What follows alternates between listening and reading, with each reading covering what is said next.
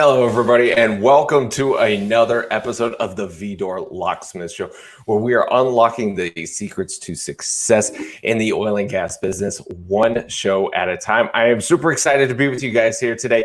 I'm very excited that there are already people watching because we're doing the show at 8 a.m. and this is substantially earlier, 2 hours earlier than we normally do, but that's because our guest is broadcasting live from the Philippines. So it's almost 10 o'clock his time as opposed to being 8 a.m. our time. So a little bit of a time difference. Didn't want to have him have to be up till midnight to do the show and then probably till 2 a.m. as we go a little bit longer. So just wanted to be able to take that into consideration. Plus, with the topics and stuff that we're doing today, he's going to be watching for quite some time.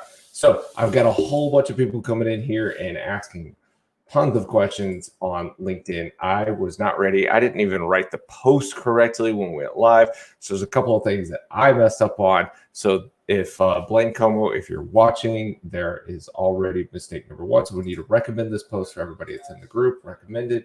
So then there we go. Now that will be done. I need to click back over here and actually go over to the show. I appreciate all of you guys being a part of this. Oh, now I can hear myself. That's not what I want to do. Just starting 2 hours earlier has completely got me off my rhythm. So as per normal, guys, let me know that you guys can hear me, even though I did just hear myself. So I'm excited about that. That does work. Let me know where you guys are watching from. And if you guys are actually in the managed pressure drilling business, if you're an account rep or if you work for a company that does that specifically, let us know. I've seen a lot of people from that segment being able to come in. I figured it'd be more people outside of managed pressure drilling that would be wanting to watch today and learn something, but it's really cool to be able to have the support of that segment of the industry and that service line to be coming in and hopefully watching the show and participating, asking questions and getting a whole bunch of stuff kind of going in the comment section. So Miguel says, hi from Mexico, 8 a.m. We've got Rob in the UK, Luis Machado, greetings from Argentina. Good morning. Remia from India. Wow. We've got all over the world. Everybody's watching via from Algeria, Pune, India, Saudi Arabia, Youssef. I think he's in Saudi as well. So, guys, thank you guys so much for being a part of this. All right. Trying to make sure that I did all of the things that I'm supposed to do before we go live with the show because I messed up on a couple of things. So, all right. I think we've got everything squared away. So be sure, you guys, Steve is tagged in the little header for the show. Be sure connect with Steve. Send him a LinkedIn connection. If you're not connected with me yet, send me a LinkedIn connection. That way you guys will get the notifications when we go live with this. Make sure that you guys are able to see and get notifications about this. We are streaming live on LinkedIn and on YouTube. We've already got 44. Oh, no, it's total comments. But we have a lot of comments coming in from, let's see, Jaron is in Pakistan. Dustin, thanks for putting this together. He's here in the U.S. All right.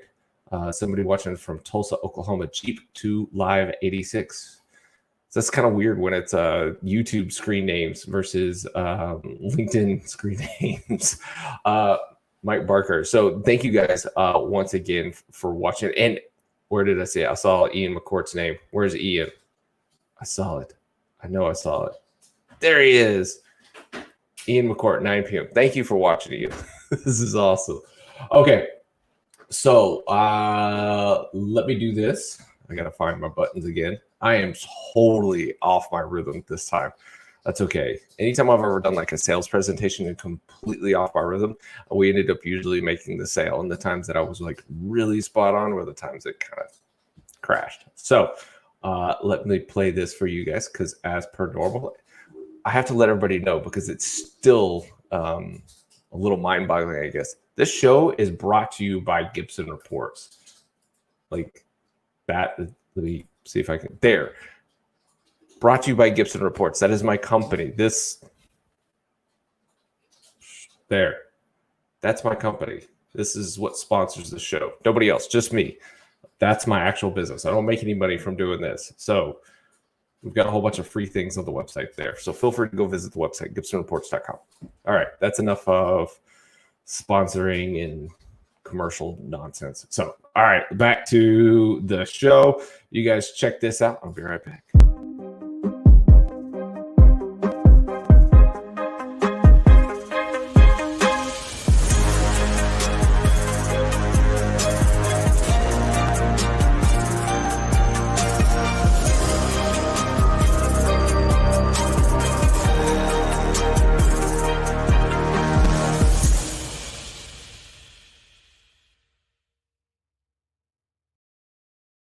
I don't know about you guys, but I love every time I hear that play. If you haven't watched it yet, be sure go over to YouTube or look through my stuff on LinkedIn. We've got the How It's Done series. We've had companies like Erdos Miller, DTI, Arcotech. So we've had bits, directional modules, pulsers, Rhyme directional was in there. Enable Tech with their flow rolling, cold rolling stuff. We've got more episodes coming up this season, as well as Winchester Interconnect. I'm trying to remember all of the different companies we've done it with. We've got a couple more episodes. I don't want to say who, but we've got 3 more episodes that we're going to be releasing here pretty soon. So if you guys haven't seen any of those, be sure to go and check them out. You'd really, really, really like them. So on with the show. It's time to do the intro. Without further ado, the man that's going to be teaching us today, Steve Nas. Steve, thank you so much for being on the show today, sir. Thank you. I have to ask, have you seen the other prior episodes? No, I haven't. This is the first one. Hey, well, you're getting to watch the best one then. Absolutely. All right, guys. As per normal, let us know where you guys are watching from. Please tag somebody else in the comments so that they can come join us too, because we're going to be getting started here in a minute with all of the fun education and everything that we can learn. If you guys have any questions, please fire them off as we're going through this. I have the PowerPoint presentation as well, which we will be able to share afterwards. So so anybody that wants to be able to download it, I'll probably put it into online on Monday. So we will have that. So Steve, tell me, how did you get started in the oil and gas business? Long story. So I'm a Dutchman originally. So born and raised in Holland, and as they say, wooden shoes, wooden head, wouldn't listen. I joined the oil industry back in the late 70s, initially as a mud logger, then rapidly became a drilling engineer, worked well site engineer for best part of 10, 15 years, joined one of the operators in the southern North Sea as a drilling engineer, again working offshore. Then in the office, and then moved to Aberdeen, worked international, and I got involved in underbalanced drilling back in 1995, working underbalanced projects internationally, Indonesia, South America, Europe, and then in 2002 moved to the Far East and became the MPD UBD engineering manager for Asia, and pretty much have been doing well control, underbalanced drilling, managed pressure drilling ever since. So just a brief history of my CV. It's always fun to read those off, isn't it? Well, guys, like I said, please tag somebody. We're already at, even on the early one, we're about 135. Let's get that up over 150. There's got to be 150 people that want to watch this thing. So, Steve, just curious, how much different is the oil and gas business there in the Far East versus like what you see or hear about here us doing in like U.S. land? Well, we do no shale, so it's pretty much Asia is all offshore, or I would say 90% of the Asian stuff is offshore. Some work onshore in Indonesia, some in a little bit in Thailand, a little bit in Myanmar, but most of it's offshore. A lot of water, of course, some onshore work in Australia. But it's gas and oil, and not shale. Funny enough, that's actually where I started my career, was down in Australia working on a land rig on an island off the coast of Australia.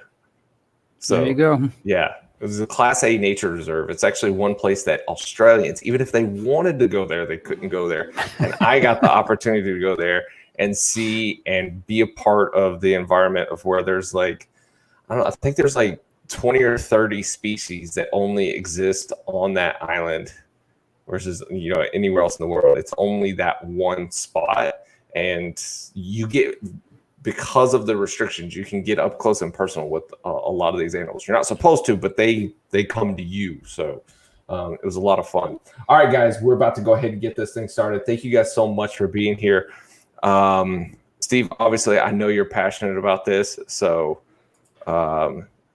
thank you so much for doing this, guys. As per normal, if you guys got any questions, look, we can do this real quick so I can show you guys what it looks like. So Oswaldo is watching from Denver, Colorado. Thank you.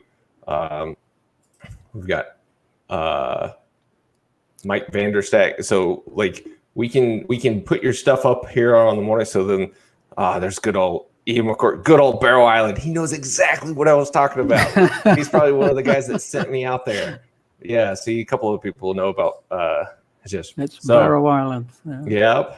Yep. So we've got somebody watching from. I'm sorry, I would not know how to pronounce that name, but watching from, or I just know Kazakhstan. That's hi from, and Kazakhstan is the only thing I know how to say on there. Sorry I don't want to butcher anybody's name. So, but thanks guys for being here. Bulgaria too. This is a very international show today.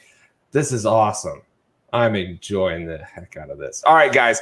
Sorry, I'm just being kind of giddy, and I'm really excited. So, Steve, I'll let you take it over, guys. If you got any questions, be sure to put them in the comment section. We'll get them up there. Oh, I have to do this. Dane Greaser. Dane's a great drilling engineer. Works at Primex. So, actually, he's the operations manager now. That's right. Dane, thanks for watching. All right, guys. Steve, all yours. As we get any questions, I'll jump in here and interrupt every once in a while, but I'll turn it over to you, sir. Thank you. Thank you, and welcome everybody. Good morning, good afternoon, good evening, or even good night for some in the further ranges of Asia. So I'm gonna talk about managed pressure drilling, but I've kept it kind of to an introductory level because with this many people, I'm not sure who knows what about managed pressure drilling. So we're gonna keep it fairly simple today. I'm gonna keep it fairly basic today, but of course, if you have questions, feel free to ask me.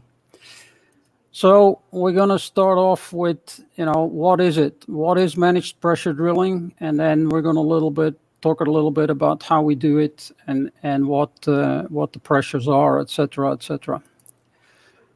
So managed pressure drilling, it's been defined as a process to precisely control the pressure profile in the wellbore. Now, we're going to come back to that one a little bit more because that's not always what we're doing. The objectives are to determine the downhole pressure environment, to manage the pressures, and not to let the well kick, not to let the well flow. The intention is to avoid influx of reservoir fluids, formation fluids into the wellbore. We don't want to do that. We want to keep it safe, so we drill overbalanced with management of the pressures in the well. And any influxes that happen are contained and removed from the well before we drill ahead. So that's the definitions that IDC has given us for managed pressure drilling. And as I go through this presentation, we'll talk about those in a little bit more detail. So what pressures can we manage? We have a number of pressures that we're dealing with. We're dealing, first of all, with the formation pressures. They're there. They're not really controllable. We've got overburden pressure, pull pressure, fracture pressure, and a hole stability pressure. So that's 4 pressures that we got to understand and we got to deal with, and we cannot really control. Mother Nature gives us what Mother Nature gives us. and we got to determine them. We got to try and figure those out, and then drill the well accordingly. We're trying to manage the wellbore pressures. We're trying to control the wellbore pressures. And to start with, in a conventional well, we have hydrostatic pressure, the fluid density, and the fluid height. And of course, that can be controlled. The height cannot be controlled. The depth of the well is the depth of the well, but the density can be controlled. So we can at least adjust that pressure. But it's kind of a lengthy process. Changing the density of the fluid takes time, and that, but it can be managed. As soon as we start pumping into the well, we have a hydrodynamic pressure.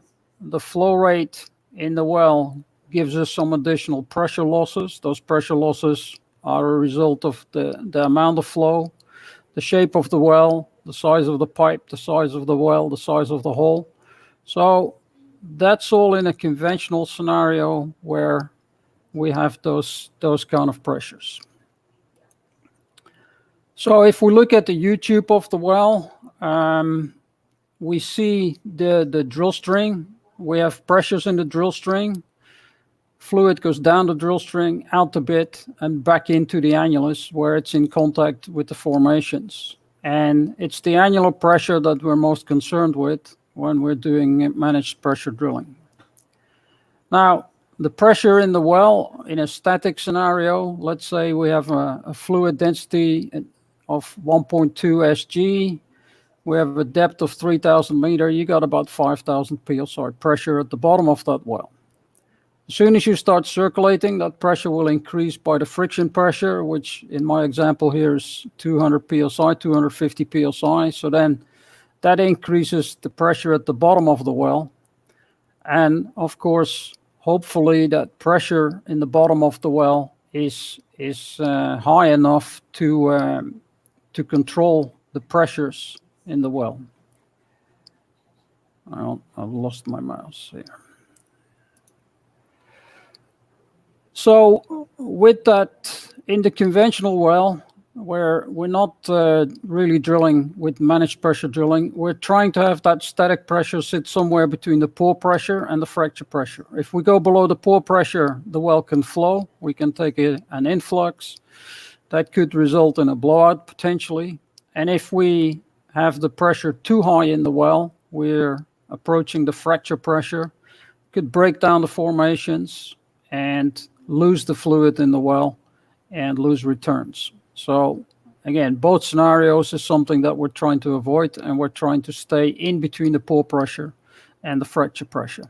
Now, as we start pumping, that pressure at the bottom of the well increases due to the friction pressures. So again, we need to watch what we're doing and that we don't lose the fluid. So what are we doing different in managed pressure drilling? Well, instead of having the well open at the top, we close it. We put a rotating seal at the top of the well, and we close the well off. The seal allows the drill pipe to still be rotated. The drill pipe can be moved up and down. And the seal allows us to seal the top of the well and hold pressure. The seal is generally installed on top of the blowout preventer. It's got an exit, so we can still pump fluid. We can still move the pipe, but with the well being closed, completely enclosed, we can now apply pressure to the top of the well. And that pressure is really what we're going to use to manage the pressures in the wellbore. There's some other ways to do that, which we'll talk a little bit about later on, but the basic principle is we seal the well up, we make the well a pressure vessel, and with that we can apply pressure at the top of the well, and with that pressure we can control the pressures in the various points of the well at various depths. So what does that allow us to do? Well, from the static pressure from the fluid, if we now add pressure at surface, so we close the annulus at the top, we put a choke on the outlet of the annulus, and we can apply pressure with that. As we increase the pressure in the annulus, the pressure at the bottom of the well will increase equivalent.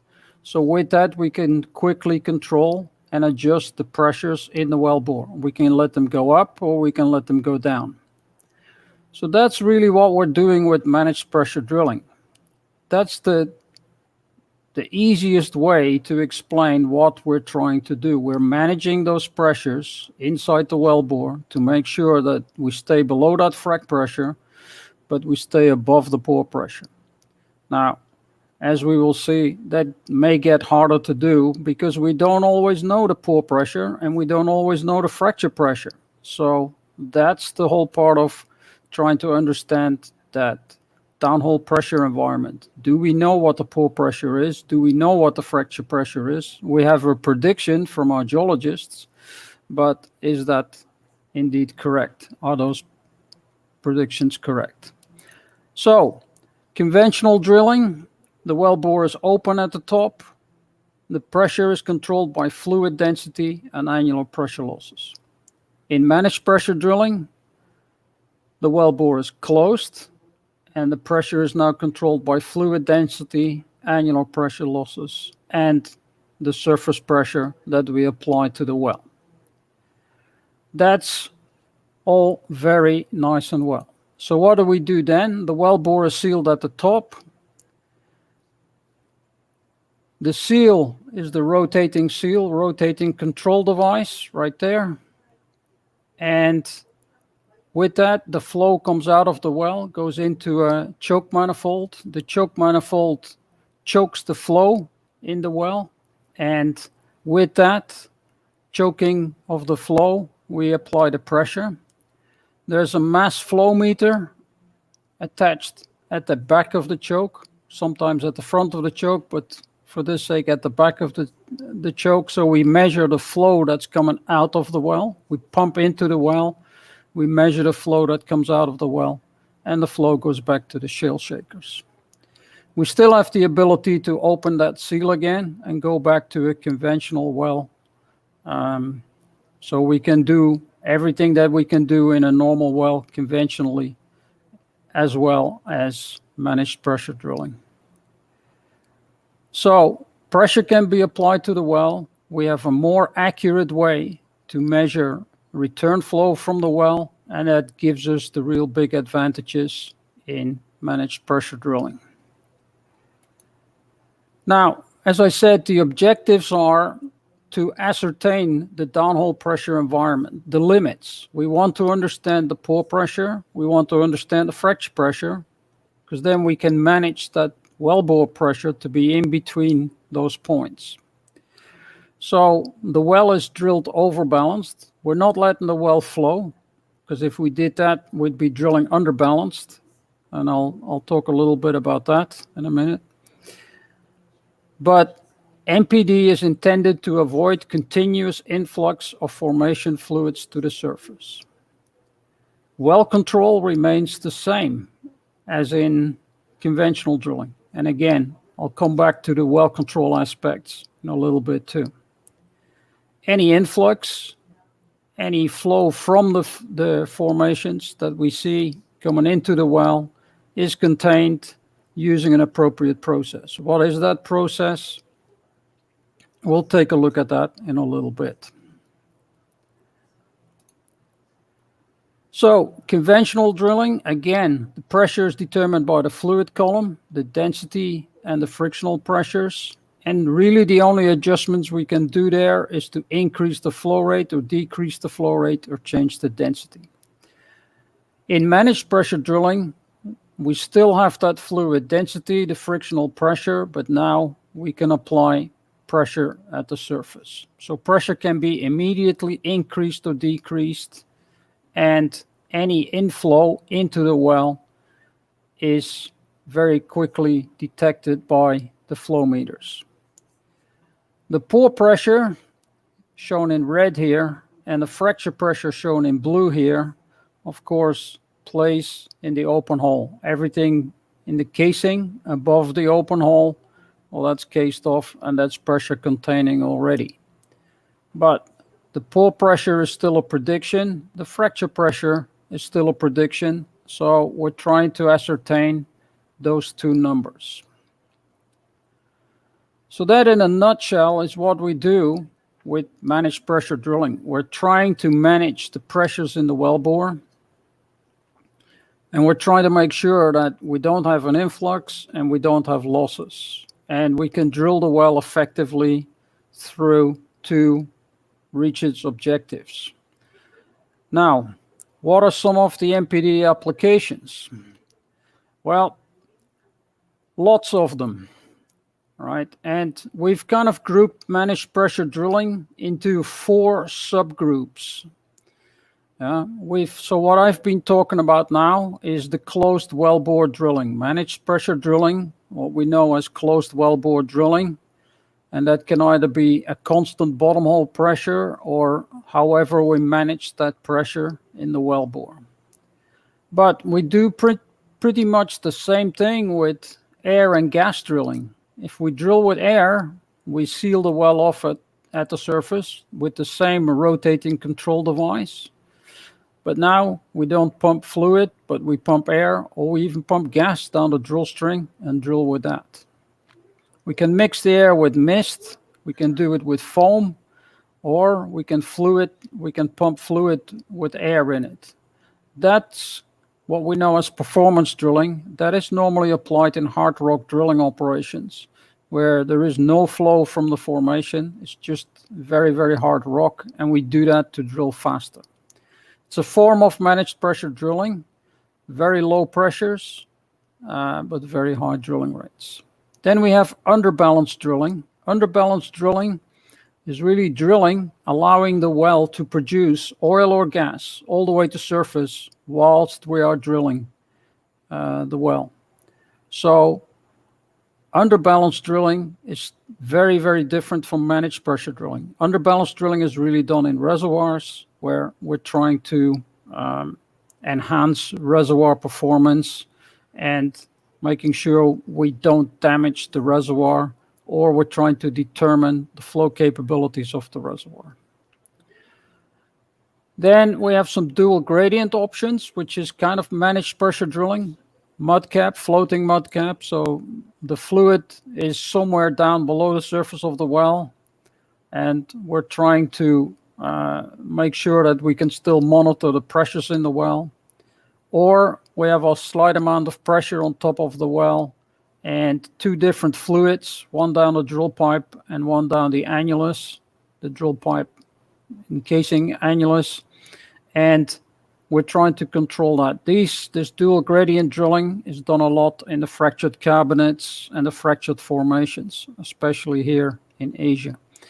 Then there is gas lift drilling, where we inject gas into the annulus to, again, manage the pressures in the wellbore. So lots of forms of managed pressure drilling, but we're really only talking about this block here. We're not going to talk about these other two blocks. So why are we using managed pressure drilling? Well, really the primary application has been for wells where there is a small margin between formation pore pressures and fracture pressures. You have better control of your wellbore pressures, so you're able to drill, avoid losses, and avoid influxes. That's really the primary application we're seeing used for managed pressure drilling. The secondary application is to provide enhanced well control. So much better detection of losses, much better detection of influxes. The well is isolated from the surface. So flow in, flow out is measured. What happens in the mud pits? It doesn't really matter, because you can very quickly see what's going into the well, what's coming out of the well. Is the well safe, or is somebody just mixing extra fluid in the pits? So control, well control is indeed a lot better. We have some other applications. We're able to measure pore pressures. We're able to measure fracture pressures whilst we're drilling, which in generally we can do. Fracture pressures we can always measure. You can always put pressure on the well, close the blowout preventer, put pressure on the well. So you can always measure your fracture pressures, but pore pressures gets a little bit more tricky.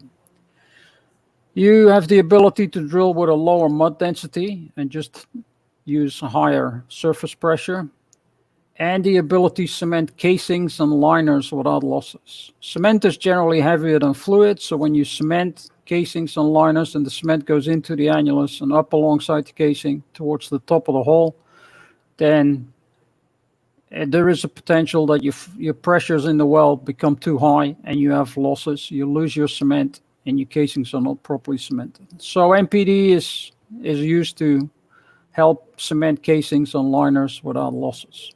Managed pressure cementing, as that is also called. So the advantages are improved fluid and density management, improved influx detection. It's a closed system, so potentially you could drill H2S zones because the fluid system can be completely closed in if we have to. Less risk when we're trying to find casing set points in exploration wells. We can drill a little deeper. The influx detection is much better. It's very much improved with managed pressure drilling. So it's not as if you're going to drill into a massive influx scenario. You can use the pressure to control problematic shales. That's a little bit more difficult sometimes, but if a shale is pressured and you see some cavings, then you can apply a little bit of pressure at surface and see if your cavings stop. So controlling problematic shales is possible with managed pressure drilling. Better management of pore pressures, pore pressure uncertainties, get much closer to your pore pressures. You can do much better measurement and determination of pore pressures with active pore pressure measurement and active pore pressure tracing. You can actually drill exploration wells very well with pore pressure detections. The well is closed, so there's a reduced risk of spills. There's a reduced risk of blowouts because the well is always closed in and you see things a lot easier. There's a potential to eliminate some casing strings. You have your fluids, you manage your pressures better, so you can push some of the casings. You can drill the hole a little deeper. If you do that a few times, you can maybe eliminate a casing string. Reduce fluid cost, you eliminate mud losses. Try not to have mud losses, so you don't have to wait on mud. Mixing and delivery of mud is avoided. Stuck pipe incidents. Your overbalance, your overpressure is less in the well, so differential sticking is less of an issue with managed pressure drilling. And wellbore ballooning, where the pressure, you have a small amount of losses when you're drilling, and then when you make a connection, the well starts flowing. It gives you those losses back, and that ballooning, that inflating and deflating of the well is largely avoided by using lower mud weights. So all things we can do with a closed wellbore. Now, there's still some challenges. We still have to trip the drill string, so we still have to come out the hole. We still have to pull the bit. We have to run logs. We have to run casing, and we have to cement casing. So pressures are easy enough to maintain when we're drilling, but a lot of people forget that we're not just drilling. We also have to trip the drill string in and out of the hole. If we do that, we have search and swap pressures. We have to run logs. Now, normally the well needs to be static to run logs, especially in exploration wells. The G&G guys still want to run a lot of logs, so we got to have a static well most of the time for logging operations. Running casing, again, bigger pipe, going into the well, pulling the casing maybe back up into out of the well or partially up can create search and swap pressures, and then we got to circulate the casing and cement the casing, which also has a different effect on pressures. Now, generally, we cannot run casing with managed pressure drilling. Casing is too big for the rotating seals that we use at the top of the well. So casing has to be run with the well open and really cannot be done with managed pressure drilling. Well control gets a little bit more complex, and we talk about that in a little bit. And of course, there is some increased complexity. We have more equipment. There's more things that have to be thought about. So there is a little bit of increased complexity. Not a hell of a lot, but there is some complexity aspects that need to be considered. There is extra equipment, maybe extra people, although a lot of the drilling contractors are starting to use the equipment with the rig crews. It's a little bit more complex with regards to drilling and tripping, and there is some planning required and probably some extra training required to make sure everybody understands what we're doing with the pressures, why the pressures are what they are, how we select the pressures, what needs to be done.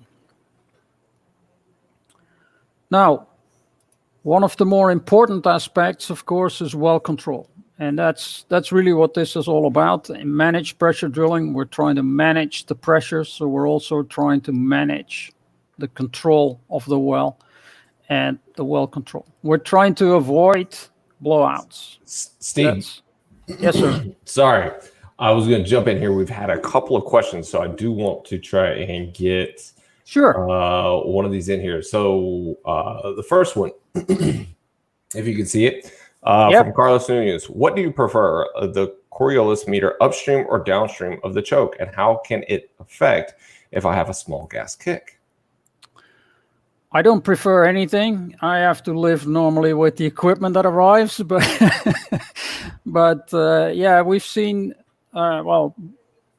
First of all, we only recently can put Coriolis meters upstream of the chokes, because before that, the pressure rating of the meters simply wasn't big enough to put them upstream of the chokes. So that's a relatively new development. If they're upstream of the choke, the gas. So if you have gas in a Coriolis meter, you get false readings or the readings stop altogether. The meters don't work very well with gas. So that's the reason we are a little bit concerned when we get gas that the Coriolis meter keeps measuring flow in, well, flow out and maybe flow in, but flow out of the well.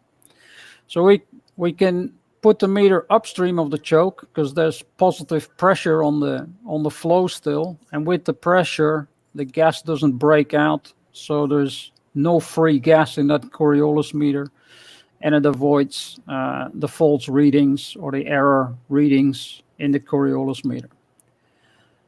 If it's downstream of the choke, the gas breaks out in the choke, the pressure is reduced after the choke, so gas breakout can mean that Coriolis meter gets upset because it's got gas in it.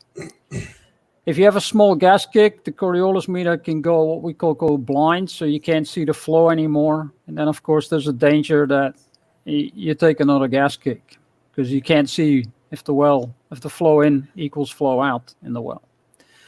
So, do I prefer it upstream or downstream? I prefer to keep the gas levels low enough where the meter doesn't have any issues. That's an excellent answer. I mean, you got to get to the root of the problem. Another one here. So this is a great question from Dustin Dorsett, who's watching on YouTube. So thank all you guys for watching on YouTube. What kind of BHA equipment? Sorry. What kind of BHA equipment challenges are typically seen in managed pressure drilling operations? Are there any improvements that you can suggest, i.e. conventional BHA designs versus managed pressure designs? And there's kind of a follow-up question that says, can LWD run with the same assembly? What will be positive or negative? So that's Dustin Dorsett's question, and a similar question from Nisar. So Nisar and Dustin, thank you guys for asking questions. Yeah, you can run any tools. It doesn't matter. The only thing that needs to be in the BHA is a non-return valve, or two non-return valves normally. That's about the only thing we do with the BHA. Everything else, normal. LWD tools, no problem. We run pressure well drilling tools. We run LWD tools. We run circulating subs. We run all sorts of tools. So no problem. MPD can manage all of that. No problem. So here's the next one from Mr. Singh, I'll say that. What happens if there is an equipment failure? How do you manage fluids in terms of weight up and then cut back the fluid to lower density once equipment is fixed? That's where we get a little bit more into the complexity of things. If it depends what the failure is, where the failure is, and what the status of the well is at the time. If we're statically underbalanced with a fluid and the failure is inside the well, then yeah, maybe we have to increase mud weights or do something. That's where the planning of MPD really comes into it. That's where the engineering really needs to start looking at the what if scenarios of the operation, and that's the hard part of the MPD operation, is to say, okay, what do we do if this happens or that happens? So that's all about the what ifs. So we've got the ultimate question here. Tony Reed says, question to all: if managed pressure drilling over the years has proven to be safer and more efficient in means of drilling, why is it not the only drilling method being used today? Still lots of people don't understand. And that's why we're having the show today, so everybody can understand. It's still, I mean, surprising as it is, there's still, I go out to a rig for the first time with MPD, and people are saying, why are we doing this? What are we doing? How is this working? So lots and lots of people have never done managed pressure drilling. And if your well can be drilled without any pressure problems, you have no losses, you have no kicks.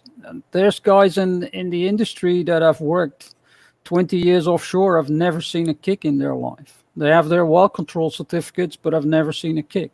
There's wells being drilled every day that have no losses, no kicks. So why do you need it? You don't. And I'll be the first guy to say, if you don't need it, don't use it. Keep it simple. So, yeah, good question. But I'll put that back up there. Tony, thank you so much for your question. We do appreciate it. I appreciate everybody that's watching. So, guys, be sure to tag a friend. We're up to 171. Wow, we're actually growing in viewership. This is crazy. Usually it starts to peter off at this point in time. So, follow the hashtag VDORLocksmith. If you guys won't, subscribe on the YouTube channel and tag a friend in the comments, because we're just getting started. There's still plenty more here to learn. We've already seen a couple of questions. I don't know where it's at, or I'd put it up on the screen. People asking about the presentation and this video. All of this will continue to live on LinkedIn and on YouTube, so you guys can go back and watch in the future. And we'll also put the presentation up there later on so that you guys can download it as well. And I'll put a link in the comments section, or not in the comments, but in the show header and on YouTube description, so that you guys can be able to see it. So somebody said they asked a question but no answers. Sorry, Peter. I will try to find where your question's at and get it back up there. But for now, Steve, I'll throw it back over to you and let you keep going, so I'm not interrupting your flow too much. No problem. Let me put this thing back up. Oh, nope, not me. Nope, wrong. Okay, there's error number 5 or 6 of today. So, all right, thanks, Steve. Here you go. Well control. Let's talk a little bit about well control. It's the critical area in managed pressure drilling. That's the one thing we're trying to avoid is kicks. Managing pressures in the well can lead to errors. Poor pressures are the main culprit. Poor pressure prediction is notoriously difficult, guys. It's not easy to accurately predict those poor pressures, especially in exploration wells or appraisal wells. We still see a lot of challenges in poor pressure prediction.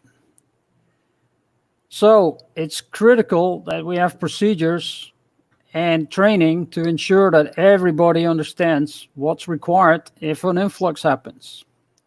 The detection is there. The well is closed. We can see the influx. We can see the influx as it happens. But the equipment has to react, and that can be automatic or manual.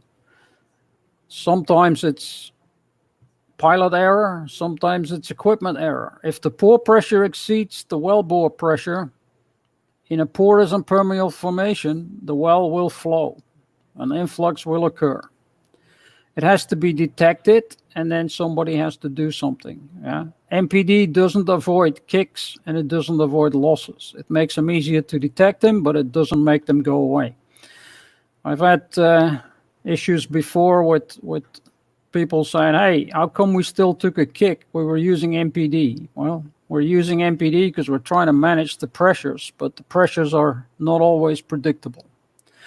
So we still have to be on our guard. So in order to do that, we started with a matrix. And this matrix really came from underbalanced drilling. This matrix was developed in underbalanced drilling to say, how much flow do I have? Can I handle the flow that's coming out of the well from the reservoir? Yes, I can handle the flow. Everything is good. I can continue drilling. If the pressure starts to increase, the surface pressure starts to increase, I have to do something. If the flow starts to increase, I have to do something. And if the flow gets too much, I have to close the well in. So this thing came from managed pressure drilling. And then when we went to it came from underbalanced drilling. When we went to managed pressure drilling, that same matrix got applied because people didn't quite understand what do we do with managed pressure drilling if we take a kick. Do we allow a kick to be taken? If so, how much? And what do we do with it? And it's still a bit of a question, and it's still a challenge that we have on very many operations, especially on floating rigs, where we're doing MPD on floating rigs. Influx detection and influx control is still a challenge. Do we close the blowout preventers? Do we circulate it out with the MPD equipment? After all, the MPD equipment is just another choke. Yeah? Do we use the rig choke? Do we use the MPD choke? And why not? So the well control matrix is established based on pressures. So how much pressure does the kick have and what volume did we see?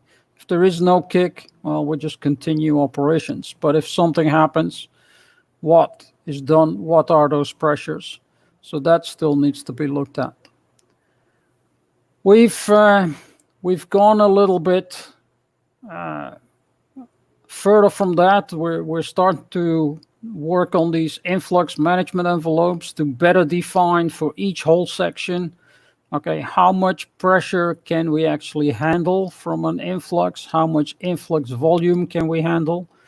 So we're trying to establish these boundaries a little bit more scientifically with not just yellow, green, and red boxes, but actually with pressure values and surface pressure values and influx numbers, so that we have a better control of what can we handle, when do we do what actions on the rig floor. So we have a detection limit. We have a yellow zone where we can potentially use managed pressure drilling system to circulate out an influx. And we have a red zone where the rig BOP and the rig choke and kill lines are used. The choke and kill manifold is used to circulate out the influx. So well control in managed pressure drilling is generally seen as, okay, we've detected an increase in return flow. There is an influx coming into the well. We stop drilling, but we keep the pumps on. We pick up, space out, and we increase the surface pressure until the flow in equals the flow out again. When we see an influx, the flow out increases. The flow in stays pretty much the same. The flow out increases. We increase the pressure until the flow in equals flow out. And we then know that the well is under control again. The well is contained. We measure how much flow, extra flow we've seen, the volume of the influx. We can measure the pressure that's added at the surface. That's the kick intensity. How much pressure does that formation now have? We add some safety margin. And then we need to make a decision. We're still pumping, so are you going to circulate this influx out with the MPD system, continue circulating, or are we going to close the BOPs and use the rig system? If we do that, we have to stop the pumps, which drops the pressure in the well, and close the blowout preventers. So this gets a little bit complex when you're doing MPD. You increase the back pressure. Now you have to close the BOPs. What do you do first? How does that work? That's all something that needs to be looked at in a managed pressure drilling scenario. Of course, we have some issues with some of the control systems for managed pressure drilling. The chokes can be controlled in a number of different ways. It can be a manual choke where a guy stands there and he closes or opens the choke a little bit, but that kind of has gone away. Everybody's now into their computer-driven electrical control chokes with software-driven, where the software automatically maintains the pressures, etc., etc. But then a lot of these choke control systems have different operational modes. So they have full automatic or auto control off, where there's still detection and a warning, but the system doesn't take any action. It's a bit like autopilot on or autopilot off when you're flying an airplane. So we need to decide in the planning phase what operating modes we're using and when we need to use them. And some of the more advanced systems have some pretty complex operating modes because they've got operating modes for different scenarios. So again, a complexity that's entering the well control scenario as to, okay, what actually do we do? How does it work? What does the system do when an influx is detected? Does the system detect it? When does it detect it? When does it take action, etc., etc. So all this sort of stuff needs to be considered. Right, David, any more questions before I go on to equipment? There are definitely more questions, but the comments are coming in so quick. I'm not being able to keep up with it because I'm trying to bounce back and forth between YouTube and LinkedIn. I am completely failing on my job as a host today. Let me see if I can find one real quick. Could you please address tripping? I'll just put it up on the screen. Ensaf Riaz. Man, I hate butchering people's names. I just feel so bad about that. I just know I keep doing it. Could you please address tripping procedures, i.e. when do we increase the mud weight to counter imposed pressure? That's a good question. And I'd say that's up to you. When do you want to do this? You can do this when you're still at the bottom, which is probably the simplest way to do it. You can pull back into the casing and apply new mud weight, or you can pull some distance up the well and do it. On floating rigs, some people don't increase it. They just strip back to the BOP, close it, and then come out the hole. So again, there's no standard answers in managed pressure drilling. It's all about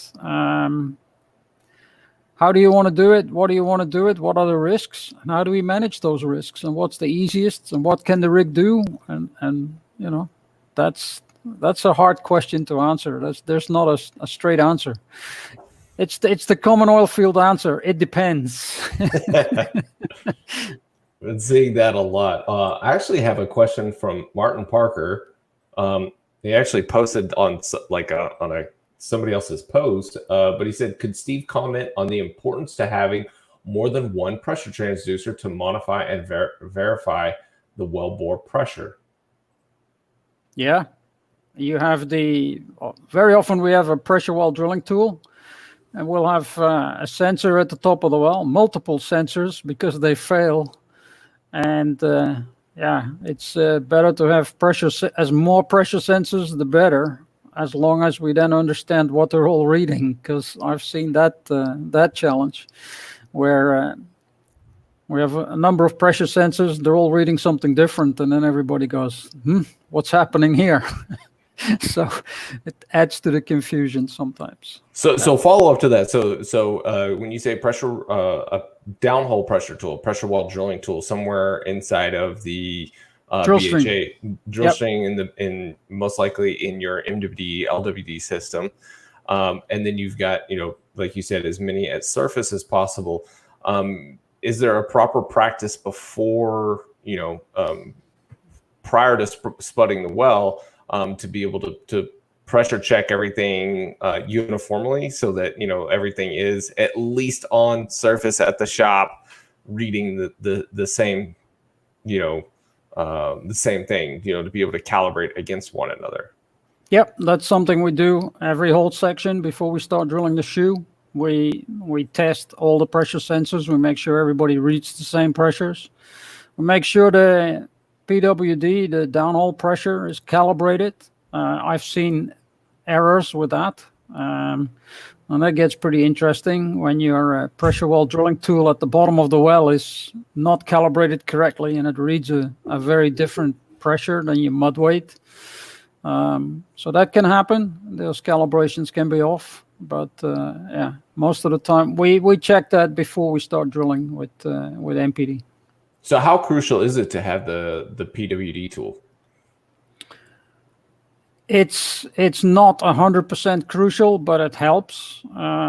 It definitely helps a lot. There's a lot of stuff you can do if you have one, but if it fails and you understand what the pressures were doing, you can still drill the section very successfully.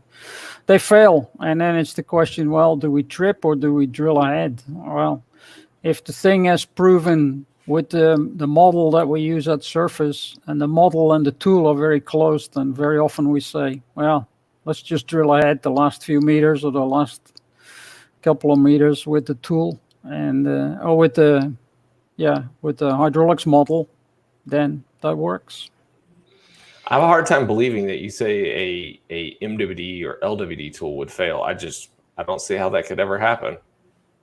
Really? I'm joking. Completely. I'm just joking. I'm just messing with it. All right. I'll let you get back to it. Guys, if you guys are asking questions, if I don't get to them, just ask the question again. Make sure it gets in there. I'm trying to copy and paste them all over to a Word document and keep up with everything that's going on. So, you know, like I said, please feel free to tag a friend. And I will say this has already eclipsed Neil Armstrong's presentation for being the most watched show, because we've got 40 something on YouTube. We've got 170 over here on LinkedIn. So it's not the most watched LinkedIn, but combined, this is by far the most watched program thus far. So congratulations, Steve. And thank you to all that are out there watching. So follow hashtag, tag some of your friends in here. We'll keep it going. And I can see do people, this again. I see people laughing at my comment about MWD tools failing. It never happens. No MWD never. tool, and no MWD tool has ever failed. Just like no bit has ever been DBR'd. So no, never. All right, so here you just go. Doesn't happen. Oh, I did it again. Hit the wrong button. Sorry, guys. No problem. All right, so let's talk a little bit about the equipment. So we have a rotating control device. From there, we have a line direct to the shakers. We have our MPD choke manifold and Coriolis meter, the rig choke manifold. So we can use the MPD choke manifold or we can bypass it depending on what's required. But let's have a quick look at some of the equipment. The first thing we have is a rotating control device. It provides the seal around the drill string. It allows the drill string to be rotated and moved up and down, and it allows the pressure to be applied to the annulus. So 3 different types: passive, active, and non-rotating. So you have a seal around the drill pipe, which is tight around the drill pipe. And then this seal, together with the seals on this side of this, what we call the bearing, allows the pipe, seals off the annulus, allows the pipe to move. So the pipe moves through these 2 yellow seals that are depicted here in yellow. The red part is a bearing that allows the pipe to rotate. So the seals rotate with the pipe. The pipe does not rotate inside the seals. The seals rotate on a bearing with the pipe, and the pipe can move up and down with these seal elements opening and closing to allow the tool joints to go through.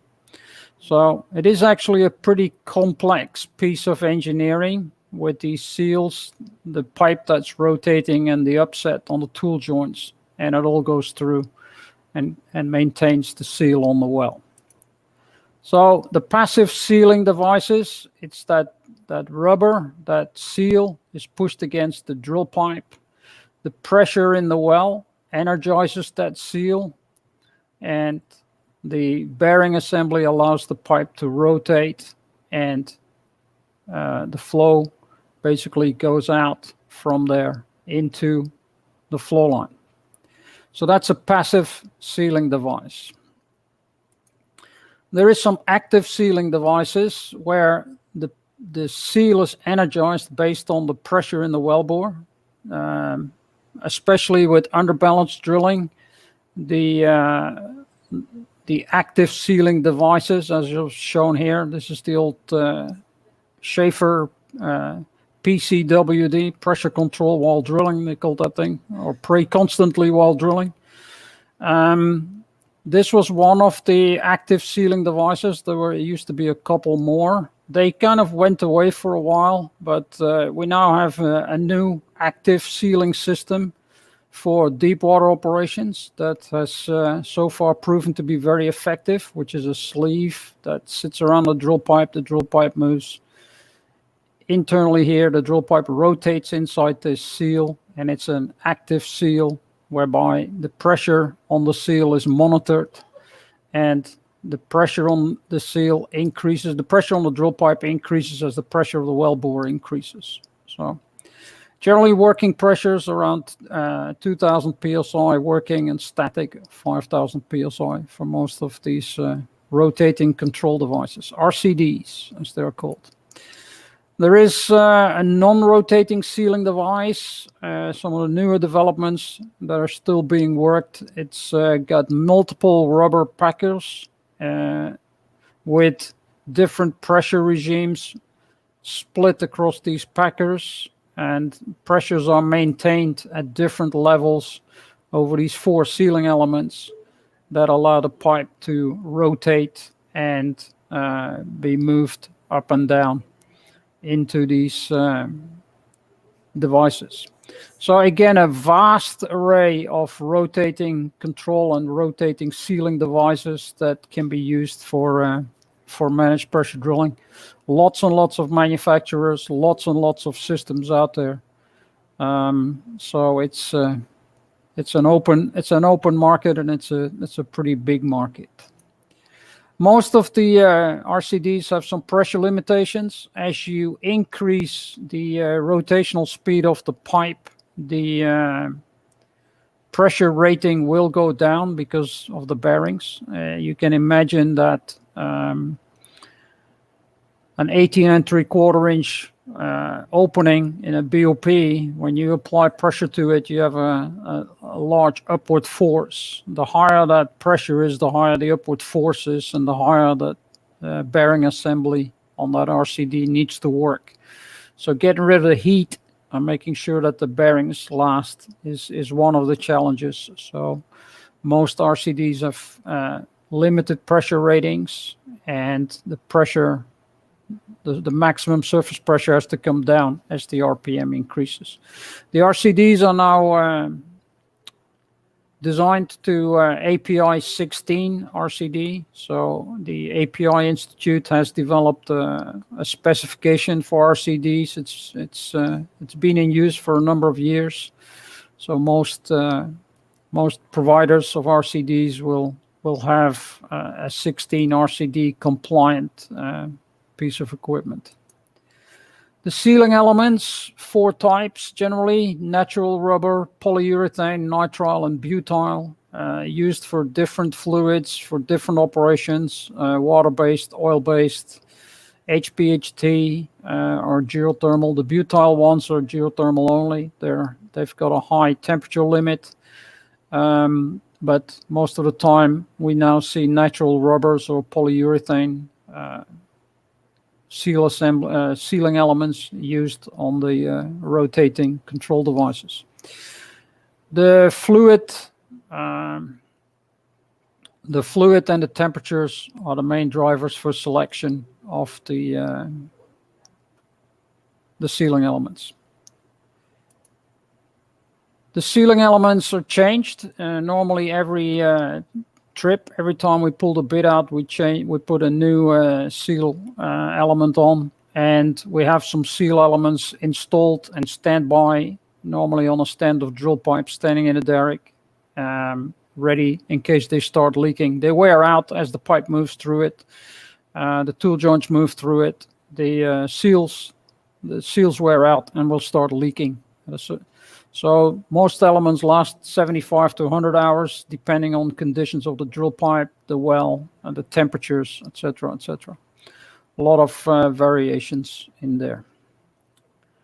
Right, from the rotating seal at the top of the well, we have a flow line, and that generally goes to a choke manifold, a dedicated choke manifold for managed pressure drilling. Pretty much a standard choke manifold. It doesn't have to be very fancy. It's 5 valves and 2 chokes. Most of the time, these 2 chokes are either 3-inch chokes, either electric or hydraulically driven chokes with some isolation valves. Now, the valves can be automatic. They can be manual. It can have a 3rd leg as a gut line, so you can bypass both chokes and have the well flowing into. Minimal wear usually in MPD operations. The smaller chokes, you have to be a little bit careful if you're drilling with high penetration rates, big hole sizes. Your chokes can get plugged, but they're generally pretty robust. They come in different arrangements. As I said, 2 legs, 2 chokes with a bypass line. We're seeing some very fancy configurations of these MPD chokes, and again, lots of different configurations available from various manufacturers and suppliers, from the old testing choke manifolds to some very fancy configurations to reduce the footprint. Offshore, deep water operations, the equipment can also be fully integrated into the rig or installed as separate skid units. And then some of the skid units, the chokes and the Coriolis meters are split. This is a picture of a system that's permanently installed on one of the drill ships. So it's still in a frame type scenario, but it's not liftable. It's completely integrated into the rig. So the manifolds, again, come in different shapes, sizes, and configurations.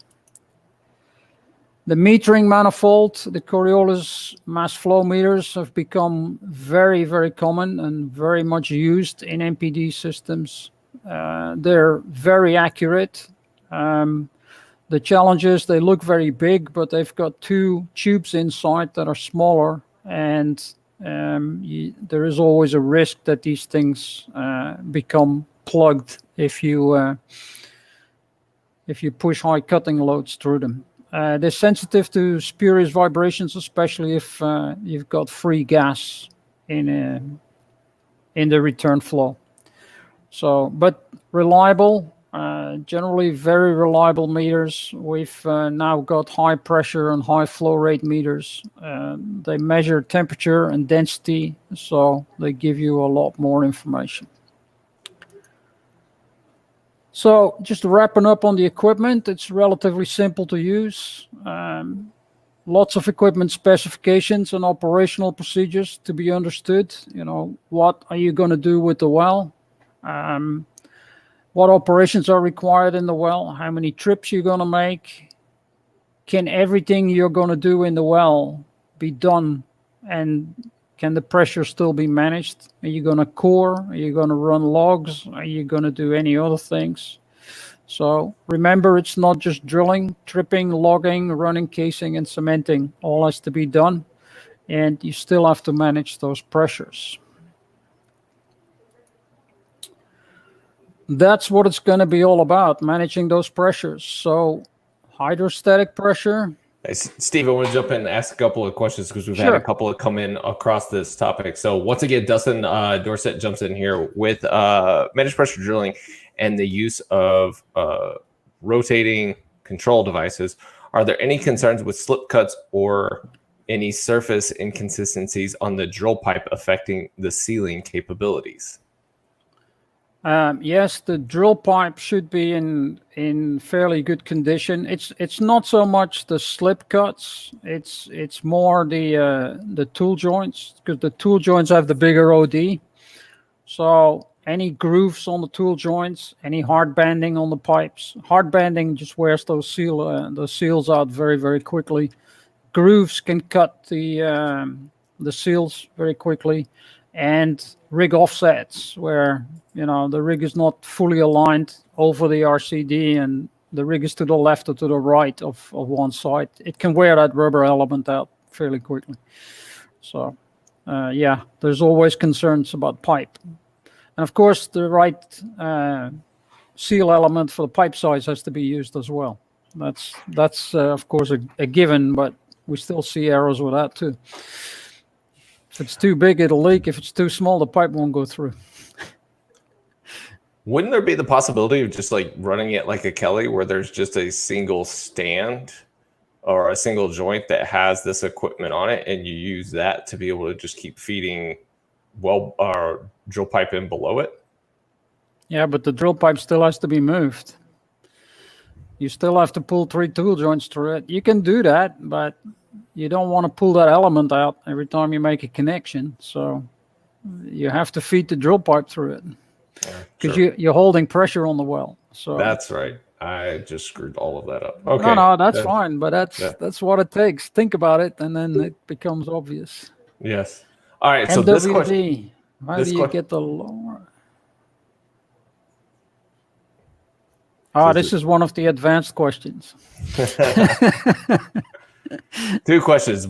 When you say any MWD, how do you get the lower end MWD tools to sync with the standoff delay is quicker than the ramp up schedule? What is the best configuration and manufacturer for floats? So I believe that question comes from Ernest Fontenot. I don't know why it just says LinkedIn user. That's okay. Seems a little weird, but just putting that one out there for you. The lower end tools to sync when the standoff delay is quicker than the ramp up. Well, you adjust the ramp up schedule, which is adjustable because you're in control of that, to suit the MWD tool. So you have to make the system work with the tools that you've got. And floats, the best configuration is 2 non-ported floats, and they need to be tested, and they need to change every trip. And you need to test them. Pressure test them before you run them. Make sure they tested. They have a test certificate or a witness, and change them every time you trip them. There you go. Manufacturer, I don't care. There we go. Chris Henderson, how does a 2-phase flow affect the ability to detect mud rings? 2-phase flow. Mud rings are something that happens in air drilling. That's generally done with 2-phase flow. Well, if a mud ring comes in, your torque goes up and your pressure, your injection pressure increases. But mud rings are not really an issue in general managed pressure drilling with mud. So that's okay. So this one's from Mr. Portillo. What are the limitations on rotating sealing equipment in terms of temperature, pressure, and surface RPM? I'm guessing this. I'm just going to guess and answer this one. It's going to be specific to each manufacturer, but yeah, it is. General temperatures, rubber is good to about 80 degrees centigrade. Polys are a little higher. Pressure, most RCDs can handle 1500 psi. Because API 16 specifications require that they do a number of tests. They have to strip so many tool joints at a certain pressure. They have to rotate the pipe at RPM, etc., etc. There's a whole bunch of tests in API 16 that determine the pressure rating of that. Maximum RPM, most of the time it's 200 RPM for the sealing elements, and that's really related to the bearings. So here's one from Juan Munoz. Do you have a table on the number of tool joints across and where? I'm guessing that's for the RCD equipment and how Yeah, many the RCD. So how many tool joints can you strip through it, and how much wear do you see? Yeah, there's lots of tables. Too many variables. There's there's a lot of data on that. A lot of the manufacturers have lots and lots of numbers, but it's still very well specific. I have some numbers. That I don't know. That's a hard thing to share because there's lots and lots of data, lots of varied data. There was another one in here. I can't see it just now. Here it is. Carlos Nunez. Carlos is throwing out lots of questions. This is great. Have you seen any study on how vibration can decrease the life of RCD sealing? No. Well, there you go, Carlos. Start your SBE paper right now. But if somebody wants to work on that, that'd be a great thing to look at. Well, I will be sure to notate that at 1 hour and 17 in. All right. So any students out there you go. Anybody that wants to do some vibration studies with RCD equipment, I think that's an amazing one. And finally, we'll say, Victor, thanks, guys. Excellent presentation and good moderation. Thank you. Appreciate it. We're not even done yet. Keep watching, guys. We got more to come. So, all right, I'll turn it back over to you. I'm not going to screw this up time. Thank you. Okay, so to summarize, managing pressures. Bottom hole pressure, one with drilling and circulating. It's easy. Hydrostatic, friction, and applied surface pressure. That's pretty straightforward.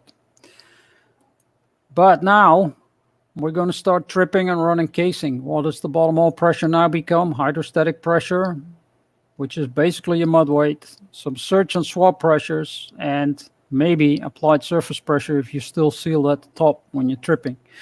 But at some point, to trip out the hole, you're going to have to remove that seal assembly. So you need to be ready to make sure you're still managing the bottom hole pressure. And just for information, the search and swab pressure still occurs. If you move the pipe, the pressures move. The surface pressure does not eliminate it, but it adds extra pressure to the well.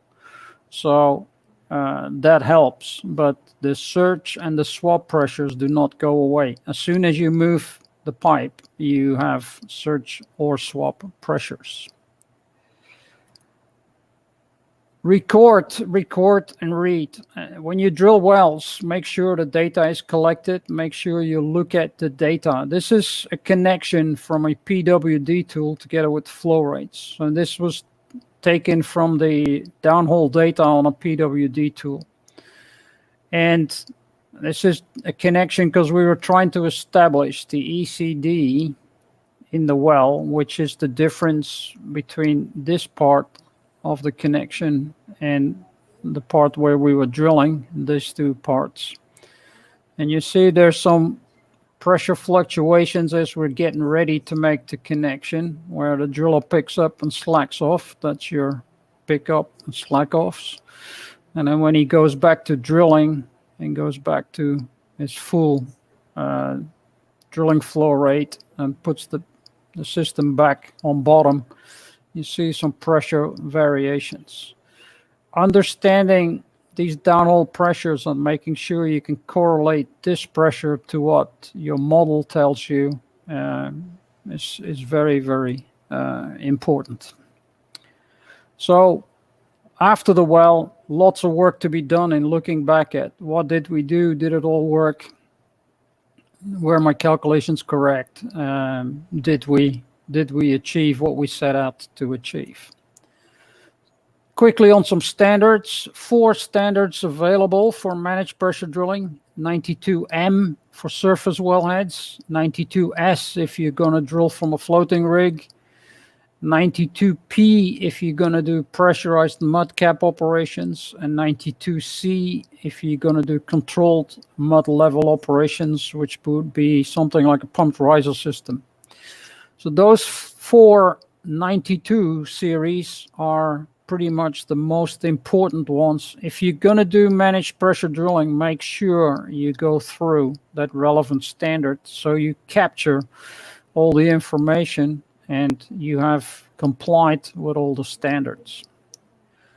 The additional ones are then 16 RCD for specification of your rotating control heads, your RCDs, 17 NRV for your non-return valves, your float valves, 53 for well control equipment, and 16C for your choke and kill equipment. But 16C is also applied to MPD choke manifolds. So those are kind of the important standards that we need to look at if we're going to do managed pressure drilling. Then some of the challenges. Well control is no longer a problem.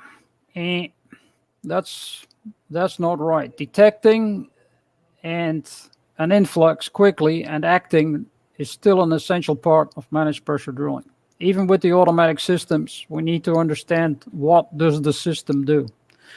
The last thing you want to have on a rig floor is, hey, we've taken an influx, but I don't understand what the system is doing, or what happened. We didn't understand what the system did. So we've seen quite a few problems when an influx has been taken.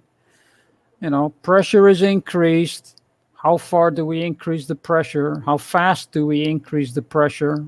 What are the limits that we can set that pressure at? And what do we do then? It remains a challenge in MPD operations when something happens that we understand what the system has done, if it's an automatic system, and what the action of the people needs to be. So I always say, look, it's MPD. We can see it quicker, but we still need to have the right responses. It's not a blowout control system, yeah. So there is no standard requirements for periodic testing, although lots of operators say it must be tested every time we test the BOPs. It's not a pressure control system, or it is a pressure control system, not a well control system. Yeah, we don't test an RCD to 10,000 PSI just like we do the BOP. So be aware, okay? So influxes, well control doesn't go away just because you got MPD installed. Only two MPD methods: constant bottom hole pressure or pressurized mud cap operations. Yeah, or MPD is only applicable for narrow margin drilling or drilling with total losses. MPD can be used for a wide variety of applications, right? Different approaches allow you to do different things with that management of the pressure in the wellbore. You need to understand the pressures in the wellbore. Are they known? Are the formation pressures known? Do we understand the formation pressures? Do we understand the challenges that we've had or can encounter in these wells? HPHT wells, still surprises. Even in development wells, in HPHT fields, we still see surprises. Pressures are higher, pressures are lower than expected, pressures change, things happen in the formations. So understand the pressures and understand what the well is trying to tell you and react accordingly. Coriolis meters allow fluid densities and temperatures to be tracked. So again, it's very, very important to understand what's the density of my fluid doing with higher temperatures, what happens. So yeah, there's still a lot of methods that can be used with managed pressure drilling that a lot of people don't even consider. Everybody thinks it's constant bottom hole pressure. It's not, guys. Use it. Use it as a tool. So some of the operational challenges. Biggest ones, communication. Who does what? Who talks to who? And who's watching what gauge and what part? And are they communicating? Communications is still the biggest challenge that we have. MPD operators with a very narrow focus on those pressures, right? There's more happening than just the pressure in the wellbore. Yeah? The driller is focused on the drilling aspects. He's got enough to do, and MPD is part of that. But influx detection, who has what, who sees what, and who does what needs to be decided, needs to be trained, needs to be communicated. The MPD operator can say, I'm seeing a kick. If the driller says, I see nothing, then he still needs to take action. So, and we've come across that in operations where driller said, well, I didn't see anything, or the MPD operator says, well, I didn't see it, but the driller saw it. So different things. The well control approach, very important. Do we use the BOP or do we use MPD for influx circulations? What are the system capabilities? What's the system going to do when it detects something? Is it automatic? Is it manual? What do we do? Is the pressure management integrated into the drilling program? Does the drilling program have enough flexibility to operations? Are you happy enough for things to change in the drilling program because you see pressures change, pore pressures change, frac pressures change, etc., etc.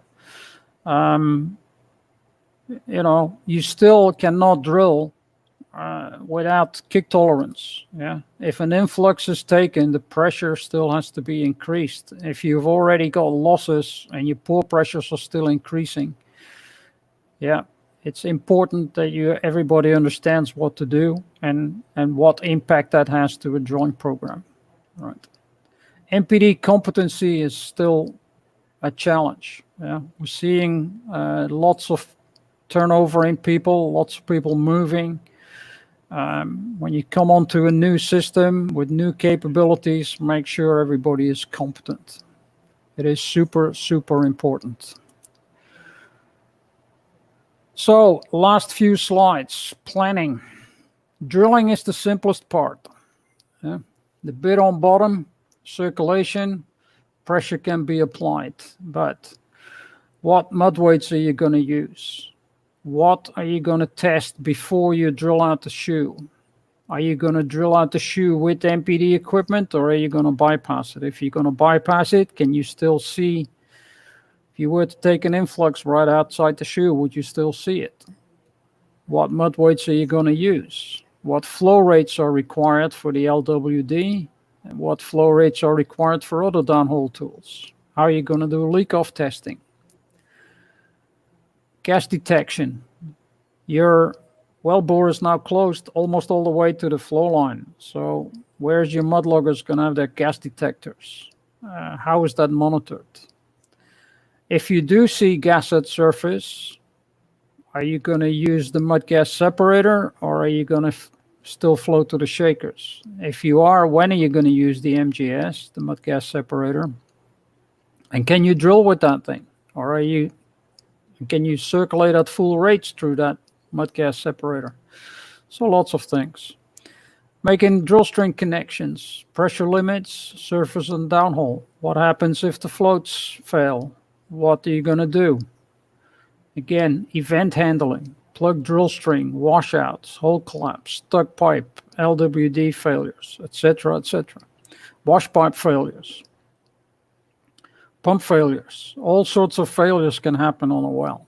So that's the well design and the drilling design and the MPD program design all has to take these sort of things into account with the associated procedures.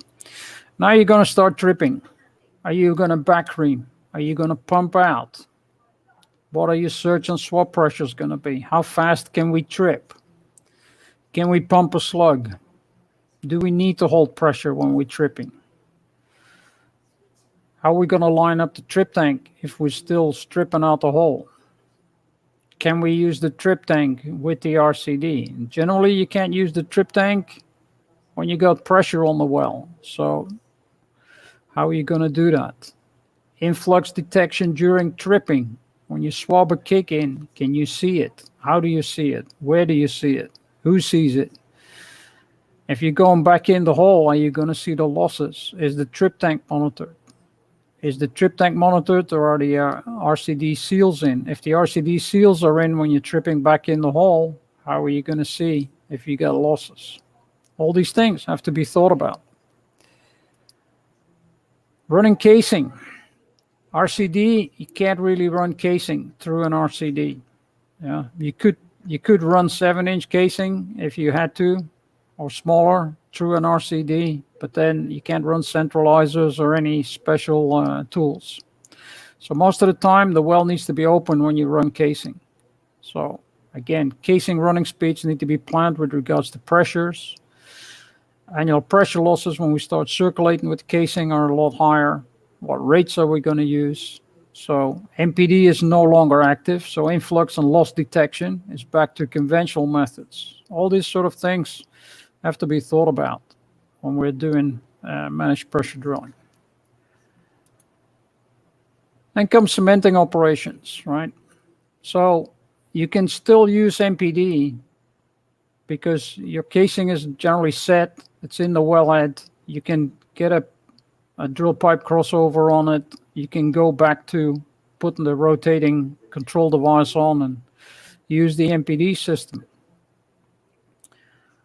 Lower the fluid density, apply back pressure, maintain bottom hole pressure, mix and pump and displace the cement. It's relatively simple, but it requires some planning, some calculations to determine pump rates, ECD, etc., etc. What models are you going to use to model this? Cement hydraulics, pumping cement, stopping, starting, what happens to the pressures? That can be quite complex, right?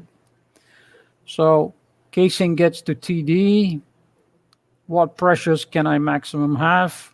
How much cement am I going to pump? What's required? How fast are we going to pump? Etc., etc. Spacers, all that stuff is pretty complex, or can get pretty complex in some wells. So I would say to everybody, when you're looking at managed pressure drilling well design, we're seeing a lot of programs, managed pressure drilling programs, and very often all we see is a mud weight, ECD, and surface pressures during connections and surface pressures when drilling, but little else. And my first comment is always, guys, we're not just drilling, we have to trip, we have to run casing, and we have to cement. How are we going to do all that? What are the pressures? What are the limits? When are we determining the limits, etc., etc.? All that stuff has to be thought about. So, last few slides. Where are we going? You know, back in 1999, somebody said in 10 years' time, all wells will be drilled, closed, with RCDs installed. We're now in 2020, and I hope we have an oil field left next year, but it's certainly a long way from every well is drilled with MPD. But we're making progress. I see more of it. Certainly people have realized that some of the more challenging wells need better systems. So I still see MPD as a future opportunity, but the landscape is changing rapidly, both with the suppliers and everybody else. So just to give you a little flavor of already what's happening in the floating market, you know, the drilling contractors are moving to equipping their rigs with MPD, permanently installed MPD equipment. Some fully integrated, and lots of the deep water stuff is, or more and more of the deep water stuff is being done with managed pressure drilling. If you look at the number of floaters that are already equipped with MPD equipment, it's impressive. And these are some of the most impressive systems that are currently on the market, and they're still improving. So I think we still have a bright future with MPD, and I still see well control events. So any well control event, anybody that does a well control event needs to ask why they weren't using MPD. Maybe they could have detected it earlier. So again, I think that we're going to see a future in managed pressure drilling. As to whether that's moving to the drilling contractors or whether that remains a service provider, that we shall see. But there's definitely a given that the offshore drilling contractors are looking seriously at installing MPD equipment on a full-time basis. Just to give you a couple of pictures, the Globetrotter 2 drill ship has an MPD system installed. Up here, the Maersk Valiant has an MPD system. The Clyde Boudreaux had one installed, which was a temporary system. The West Capella is a permanent system. So we're seeing lots and lots of integrating systems being installed on the floaters. And I think the next step will be that we're also going to see the same thing on the jackups. We're already getting questions from people saying, hey, can we do the same on a jackup? Can we permanently put an MPD system on a jackup so it's ready to go at any time? All we have to do is hook up the hoses. So with that, guys, I'd like to wrap it up. We can have time for some questions. So it's not past your bedtime, is it? No. It's okay. I can stay up one night a week. Well, thank you so much. I do appreciate it. All right, guys. So now we're going to move exclusively into the Q&A section. That concludes the presentation. And before Brian Dugas gets on to me and tells me to forget to change it. Oh, wait. There it is. All right. The little blank is onto the Q&A portion. So we've got the Managed Pressure Drilling logo at the bottom. All right. So I have already got a couple of questions queued up here for you. So this one is actually from our presenter last week. Dr. Amy Fox came on the show last week and presented. And so now she has a question. So not only is she partake in educating people here on the show, but she also watches the shows. Thank you so much, Dr. Amy. So our question is, how is managed pressure drilling advantageous for managing geomechanical borehole instabilities? Or conversely, how does one deal with instabilities if they should occur during managed pressure drilling? Really enjoying the talk, by the way. Dr. Amy, thank you so much. Thank you. So the geomechanical part is always a challenge. Because the first question is it a pressure-related thing? Is the instability from pressure? Is the instability from tectonics? Or is the instability from the fluid? And, why did the hole collapse? So, of course, the one advantage we have with MPD is we can apply pressure and see if it fixes it. But that's pretty much the only solution we have. If it doesn't fix it, then, not much we can do about it. It's pretty well a given. But instabilities is try and understand how they happen, where they come from. It works. Sometimes applying pressure works. The cavings reduce if we apply pressure, so that really can help. So then we've got one here from Franz Sylvia. Do managed pressure drilling manufacturers provide an environment to control the system, HMI or the driller with specific training? How about Stena Drilling, integrated managed pressure drilling as a basic package for drilling? The MPD manufacturers, they provide the software. Well, so an MPD system comes generally with whoever manufactured it with a software system, a human-machine interface. The driller will have to be trained as to how to run that, whether that's, what buttons to push to make it do what, and specific training has to be given with that. So all the MPD providers that sell equipment to the drilling contractors, they bring the training, the equipment training and the package training and the software training with it. Stena Drilling integrating MPD as a basic package. Yes, Stena have 3 of the ships equipped with MPD. They are running that totally themselves. They have no MPD providers on board anymore. It's a Stena crew that's been fully trained to use the package, which is one of the it's fully integrated into the rig, and it's completely run by the crew. They have some extra people on the rig to help out, but yeah, they have an MPD section leader, I believe, on the rig, as does Stena on a lot of their rigs. So yeah, it's the way to go. They see big advantages. They win contracts above everybody else because they have that ability. I would like to highlight on your list there. I did notice that Caspian Drilling was 100% with the one rig, but they're at 100%. And then I think OCN was like 5 out of 6. So yeah, good on those guys for really leading the way on getting almost all of their, or with Caspian getting all of their rigs situated, and then OCN having 5 out of 6. So yeah, and that Caspian Drilling is a brand new package. That's one of the most up-to-date brand new packages. Just been installed last year. So excellent. Yeah. And for that plug, guys, feel free to send me a goodie bag, some donuts, whatever.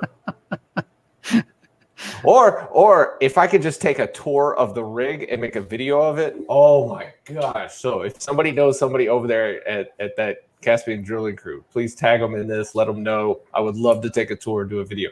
All right, so next question. Dave Taylor says, question, who is ultimately responsible for shutting in the well? This is definitely a wild card question. The driller. There we go. No doubt about it. If we shut the well in, it's the driller. Well, the driller or the tool pusher, but yeah. You can always shut the well in. You can't open it. There you go. And this one's from Eliana Rodriguez. Does the annular eccentricity have an impact on the managed pressure drilling pressure calculation? No, not really. It probably does have an impact, but it's too small to do anything with in practice. Right. From Mohammed, does the relative compressibility of oil-based mud pose challenges when using oil-based mud in managed pressure drilling systems? A little bit, yeah, because the pressure that you apply on the surface does not 100% transmit to the bottom. So if you put 100 psi at the surface, you might see only 90 psi at the bottom. And you just need to make sure you understand that. But that's why we do compressibility. Yeah, both with the PWD, but we also measure the compressibility when we're doing pressure tests on casings and leak-off tests. Okay, let me see if I can find it real quick. Somebody actually tagged me in it. Well, here, I'll do this one as I'll find the other one. So once again, this is from Ernest Fontenot. For whatever reason, it comes up as LinkedIn user. But have you been able to WITS the managed pressure drilling real-time values into the rig limiters, i.e. ROP, weight on bit, torque, to drill off managed pressure drilling values? No, we have not. And that's not something I believe it may have been done on some of the land rigs, that I don't know, but certainly offshore, getting connected to the driller's control systems is a bit of a challenge, because WITS is not very compatible with the Profibus systems that the drillers use. So and ROP, weight on bit, and torque is not really, that's drilling parameters. That's not really pressure related either. So I don't know. It'd be an interesting thing to look at. But I just tagged Ken Miller in the comments. He's my buddy that looked. He's a real good WITS guy. He actually just did a presentation last Friday, week before last, about WITS. So maybe he could take a look at that. Or Brian Dugas. He's also really good with NWD WITS communication. All right. So I'll just say this is Mr. Gupta, who says, question, managed pressure drilling is not CWD compatible and vice versa. David Gibson, can you please pick this one? It has been picked, sir. There you go. Casing while drilling. Oh, casing while drilling. See, that's the thing. I told you guys about this last week.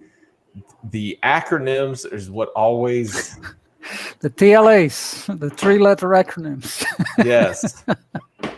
So you did mention earlier in the presentation that you do believe maybe 7-inch casing would be possible? You can drill with liners. You can drill with 7-inch.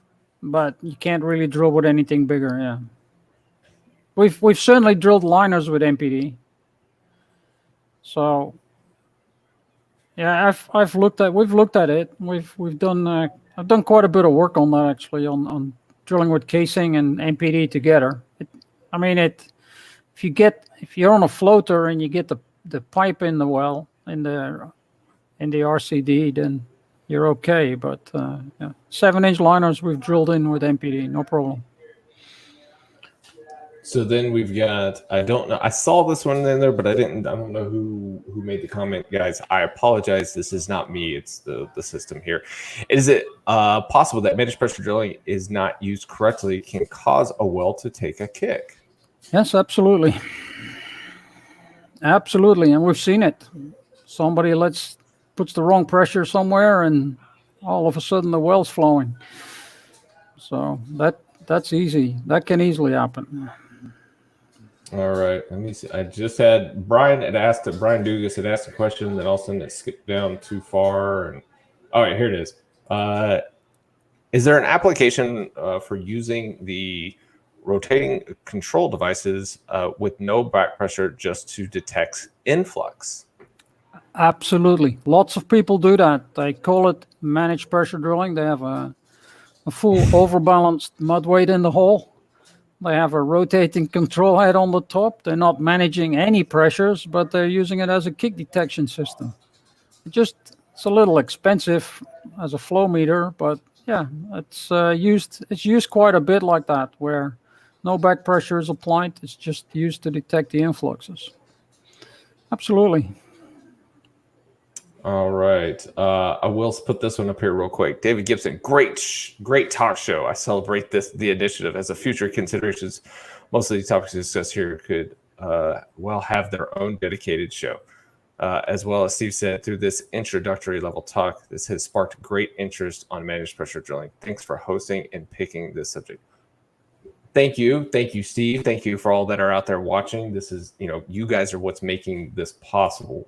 So, and as I find the next question, I would like to be able to say this. So earlier this week, normally I send out personal invites, as many as I can, to be able to get people to come in and watch the show. But for whatever reason, this was not working for me earlier this week. And what I found out was about mid-morning yesterday, was that I have sent out the max number of invites for shows. It was 18,500 invites that I had sent out that hadn't even been answered yet. So they were just kind of hanging in the balance. Instead of after the event finishing and them being wiped away, they were still just kind of hanging out there. So I had to go back through and delete at least 5,000 of them yesterday, or no, more than that, about 6,000 yesterday, so that I could last night and today spend probably about 12 hours inviting people to be able to come do this. So I put a lot of work into this so that 150 people can show up and watch this live. This takes a substantial amount of work, but I do appreciate all of the help from all of the people who shared it and invited their friends and invited their peers to be able to come part of this. You have no idea how much this means to me, and we're just trying to help the industry. So back to the questions. Oops, clicked the wrong one. From Hassan, which the best practice in order to calibrate the fingerprint with concentric reamer? Good question. Fingerprinting is done in the casing, because you cannot fingerprint the well anymore once you've drilled out the shoe, because now you've got formation exposed. So you really don't want to do that. So if you have a concentric reamer, so I'm assuming he's drilling a bigger hole than the casing. Yeah, you can still, you need to understand the responses of the well. This is what you're trying to do during fingerprinting. And then the hole is bigger, but the responses from the well should still pretty much follow your predictions. So it shouldn't make too much of a difference. It's one of these specifics that we're going to have to look at a little bit more in detail to see what do we need to do differently if it's concentric and if the hole is bigger below the casing. I don't think it makes too much difference. The ECD will change a little bit, But again, we're monitoring the pressures. Excellent. Next question from Vinod.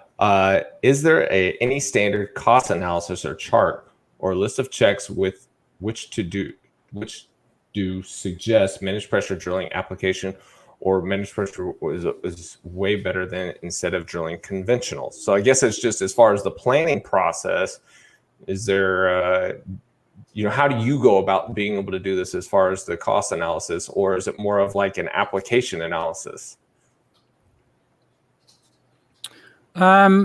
Well, first of all, I mean, we're engineering, so I mean, with well spec, we're MPD engineers, so we look at the well part, the well design, the well part. The costs is something that the operator does, and the cost is mainly driven by what equipment does he need, or does he want, or must have, nice to have, would like to have.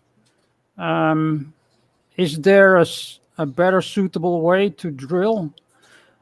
Look, I've gone to operators and, they say, we don't need MPD because the wells are easy to drill. There's no pressure issues. We have a large poor frac pressure window. And we're just adding complications. I'll be the first guy to say, great, don't need it. Don't use it. We've had some deep water wells in Asia here, offshore Myanmar, and talked to the operator, and he goes, look, here's the poor pressure frac pressure window. I don't need it, and I can drill the well in 15 days. So you go, okay, man, all good. See you later. So yeah, it's if there is a better way to do it, use it. But and I'll say this, that's a very important sales tactic in oil and gas, is if you sell something when it's not needed, you're going to lose trust in your client. But if you have the gumption and the belief in your system to be able to tell the client, no, we don't see that this is a good application, you're going to end up winning more work than you would ever believe. Absolutely. So if you guys are out there just pushing stuff to push stuff, you're going to end up, because if anything that the industry will teach us is we do play musical chairs, and that person may end up somewhere else where they need it, or end up in a conversation where somebody else needs it. And then when they used it when it wasn't necessary, then they're going to end up having buyer's remorse about it and then never use you again. So that's just my little high horse as far as sales are concerned. I will put this one up there. It says, this LinkedIn user actually looked at this one itself. This is from John DeWart, who's part of the... yes, I know, John. John's very much involved with the SPE. He said, excellent presentation. Thanks, Steve and David. Thank you, John, for watching. John's been on the show before. John was one of the interview. He didn't do a teaching class. Maybe we could get one with him to talk about drilling systems automation. The DSATS drilling section, automation technical section, they had their thing yesterday. Actually, Mark Anderson, who's watching as well, a little comment there. So try to see if we had any other questions. I didn't see any. I know that there's one here. Here we go. Carlos Nunez. Carlos has been, he's been on top of asking questions today. What is the future for control, mud level, or dual gradient drilling? I don't know. We've seen controlled mud level being used. It's being used successfully in a number of wells. So I think that's going to have a future. The dual gradient, certainly the Chevron dual gradient with the big subsea pump, that's all stopped as far as I'm aware.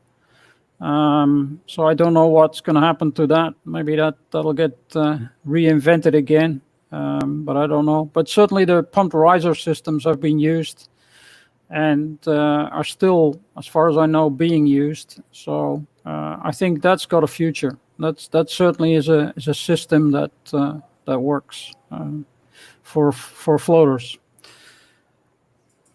All right, so I'm going to put this one up here just because Rudy Flores has been extremely active in the comment section today, answering questions and doing stuff. And he says, gentlemen, I must step out for the next meeting. Thank you so much for hosting this. Not only extremely informative, but fun as well. We can tell how much work. Yeah, don't worry about me. Mr. Nas, fantastic presentation as always. You're definitely the best industry expert to share this information with the world. Much appreciated. So I want to say thank you so much to Rudy for being a part of this. When I put the post out there asking about managed pressure drilling experts, a lot of people actually tagged Rudy as being the guy to be able to come on and talk about the show. And the first thing he did was recommend other people that he learned from. So a truly humble person in himself and knowledgeable. He's been going crazy in the comment section, answering all the stuff that I haven't been able to get to. So thank you, Rudy. Appreciate that. Next one, we got 2 more questions. We'll call it a day. We've got Juan Munoz, who's always watching this show. So Juan, thank you so much. We're actually planning on doing an all Spanish show with him. What about the safety of a well able to? What about the safety of the well able to detect macro kicks? I think that's macro, or is it micro kicks? I'm gonna either way, macro, micro. Well, the micro would be the big kicks. That's yes. And both have challenges in MPD. If the kick is very small, like the well flows a gallon a minute of gas into, and we've seen this, right? It's operators have come across this. There's a very small, high pressure sandstone that flows gas into the well, but it flows at like less than a gallon a minute. If you're pumping 1,000 gallons a minute down the drill string, it's very hard to see. It's impossible to see, but you do get gas at surface all the time, and the gas doesn't go away when you apply pressure. So that's one challenge. It's still safe, but it's very difficult to deal with that, and I've seen it. Macro kicks, if you drill into a formation that's very porous and you're very underbalanced, you could take a massive big kick. So the kick could be faster than the chokes can react, and the pressure of the kick could be higher than your system is tested to. So then the only response is close that BOP, close the big red thing quickly. Yes. There's actually, I believe there's a well in northern India right now that's having some issues. Yeah, but that was a workover. So. Oh, okay. Yes, I saw the pictures as well. Yeah, not good. All right, so last question. Mr. Is the mud weight out at the Mr. DiGioco, is the mud weight out at the shakers has the same or almost same as we drilling with conventional? Yeah, I'm struggling with this one too. The mud weight out has to be the same as the mud weight in. Let's start with that concept. And if we're drilling conventional, the mud weight is probably different than when we're drilling with MPD, because with managed pressure drilling, we generally lower the mud weight a little bit. We use the back pressure, the surface pressure to apply to control the bottom hole pressure. So I would say in MPD, the mud weight's probably less than what we do with conventional drilling. Conventional drilling, we have a little bit bigger safety margin on the mud weight. So then to close out here, I'm going to just put a couple of these up there to brag on us. Isabel says, thanks, Steve and David. We've got a couple others in here that are saying, Peter Wells, great format, great content, learned a lot. Thank you. Chris Henderson, who's always been a guy on LinkedIn, he puts out tons of great content, top notch. Thank you guys. Sean, excellent presentation. Thank you guys. Thank you guys so much. We're nearing up on 2 hours. We still got 100 viewers in real time on LinkedIn. We've got 24 on YouTube. Like I said, this has become one of the most watched episodes we've ever done.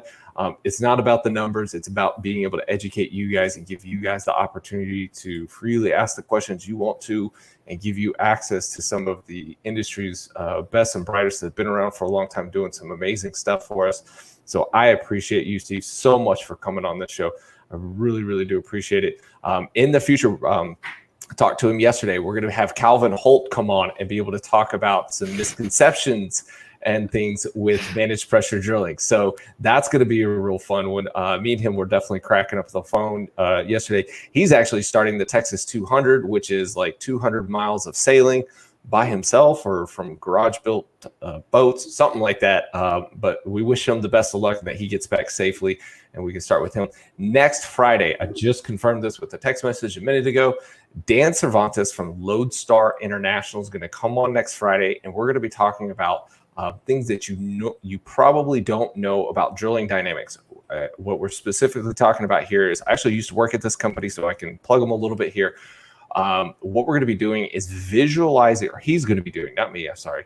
What he's going to be doing is visualizing downhole drilling mechanics data that you've probably never seen before. Things like stick slip, bit bounce, bit whirl, finite element analysis. Like you are going to be able to see some things here that you've probably never seen before. It absolutely blew my mind when I started working there and we started doing this stuff, and it's still amazing me to this day.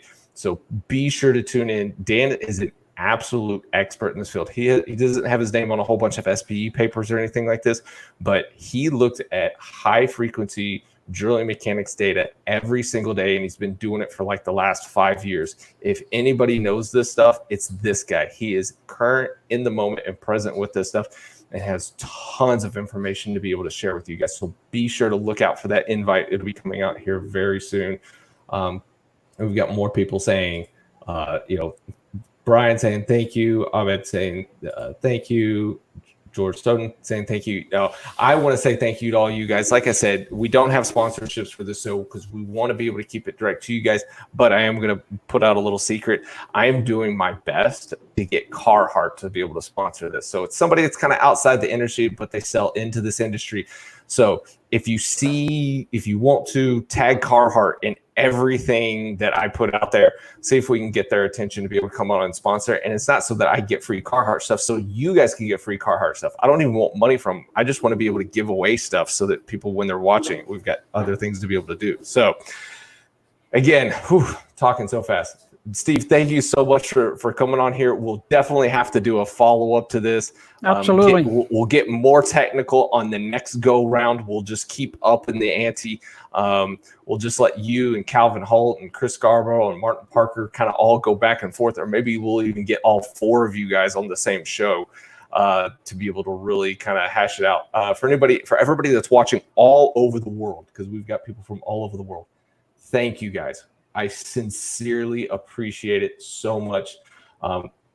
You guys participating in these conversations, especially Patty Murphy. He says, I like free stuff. He made a great comment last week saying that, this is making him a better well site supervisor. Roman, everybody else that's out there, Elisa, thank you guys. I can't say that enough. So with that said, guys, be sure to tune in next week, Friday at 10 a.m. We're going to do another show. And then Calvin Holt the week after that. I've also got David Ransom Wood. He's going to come on and talk about the finances of wealth. We just haven't finalized a date yet. Whenever it is, we'll let you guys know. And let me see if I can get this queued up so I don't screw it up. Like I did last week. I'll have to be there with Calvin. He's my ex-boss. So. Oh, I'll be sure. You could just email me some really tough questions, and then we'll throw some really tough stuff in there for you. So. Yeah. So I spent a long time with Calvin. We drilled some pretty challenging wells back in China with Calvin. So. All right, guys. We know each other very well. So I look forward to that one. All right, guys, as always, know your industry. And until next week, here we go.